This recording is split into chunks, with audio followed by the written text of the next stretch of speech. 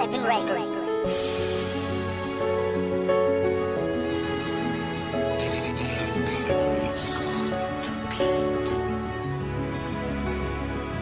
Isang simpleng batang merong simpleng pamumuhay. Sa simpleng mga bagay lang namulat at nasanay. Ang makapaglaro at makapag-aral lang ang pakay. Masaya na sa araw-araw na lambing ni nanay. Yan daw ang pagkakakilala nila sa akin noon, pero hindi ko na makita sa akin ito ngayon. Marami nang nagbago, hindi na raw tulad ng dati. Marami na nag-iba, napakadami na nangyari. Mas pinili kong tahakin ng masukal na landas. Pababa pala ang usad ko imbis na pataas. Paatras na naglalakad, saan ba ako tutungo? May tutunguhan ba akong ganito napakalabo? Wala akong makita sa aking hinaharap. Tila ba nakapiring ang mga mata kong dilat? Gulong-gulo na sa lahat, ano bang dapat kong gawin? Sinong dapat kong lapitan? Sinong dapat kong tawagin? Nangungulila sa mga maiilap na kasagutan ng mga bumabagabag na tanong sa aking isipan. Meron pa ba ang pagkakataong natitira? Panginoon, patawad po, sana ako'y tanggapin pa. Nangungulila sa mga maiilap na kasagutan ng mga bumabagabag na tanong sa aking isipan.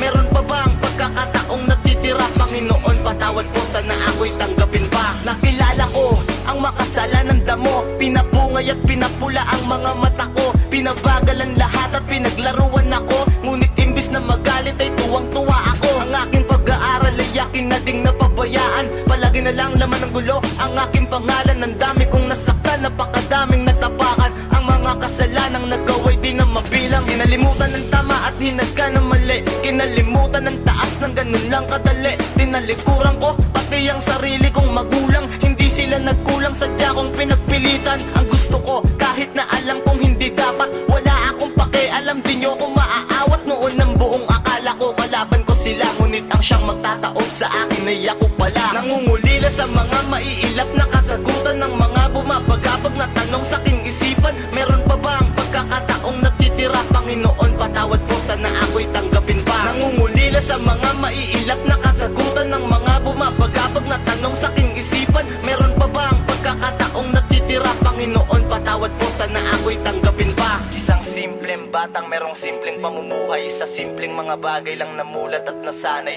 Ang makapaglaro at makapag-aral lang ang pakay. Masaya na sa araw-araw na lambing ni nanay. Yan daw ang pagkakakilala nila sa akin noon, pero hindi ko na makita sa akin ito ngayon. Marami nang nagbago, hindi na raw tulad ng dati. Madami na nag-iba, napakadami na nangyari. Totoo pala na ang lahat pero nangganan. Dumating ang oras na aking kinakatakutan. Sa aking paglalakad ako ay biglang nadapa. Natalisod sa lupak na ako din ang may gawa. Bakit di ako makabangon? Bakit napakadilim? Nasaan ako? Ito na ba ang mundo pinili kong tahakin? Di ko sukat nakalain na aabot sa ganto. Tila nagmarka na ang dumi sa mga kamay ko. Nawindang ang aking puso at tumatak sa aking isip. Tila nagising ang diwa sa malagim na panaginip. Ngayon ay nagsisisi at ako'y nagkamali. Aking inapatawad po, sana ay tanggapin muli. May natitira pa ba ang panahon para magbago? Maitatama pa ba ang mga maling nagawa ko? Ako'y gulong-gulo, ano bang dapat kong gawin? Sinong dapat kong lapitan? Sinong dapat kong tawagin? Nangungulila sa mga maiilap na kasagutan ng mga bumabagabag na tanong sa aking isipan.